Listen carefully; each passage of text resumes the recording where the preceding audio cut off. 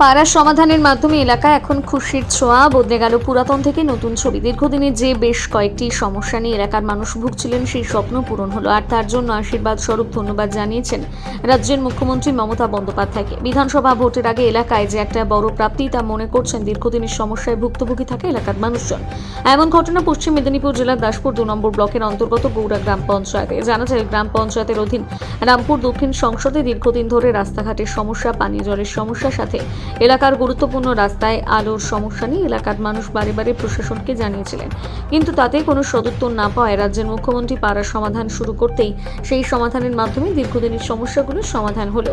জানা যায়, ওই সংসদের অধীন বেশ কয়েকটি ঢালাই রাস্তা এবং পানীয় জলের জন্য সাবমার্সিবল এবং সোলার লাইট লাগানো হয়।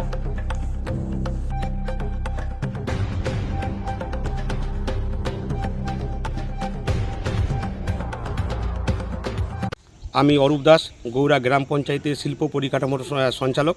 গৌড়া গ্রাম পঞ্চায়েতের উদ্যোগে রামপুর তহসিল 2 নম্বর সংসদে এবং আমাদের পাড়া আমাদের সমাধান প্রকল্পে 10 লক্ষ টাকা বরাদ্দ হয়েছে। এই 10 লক্ষ টাকার মধ্যে আমি 5টি ঢালাই রাস্তা এবং 3টি সোলার লাইট স্থাপন করি এবং পশ্চিম মেদিনীপুর জেলা পরিষদের সহায়তায় বেলপুকুর মনসাতলায় একটি মহিলা শৌচাগার নির্মাণের জন্য মাননীয় মুখ্যমন্ত্রী মমতা বন্দ্যোপাধ্যায়কে শুভেচ্ছা অভিনন্দন জানাই।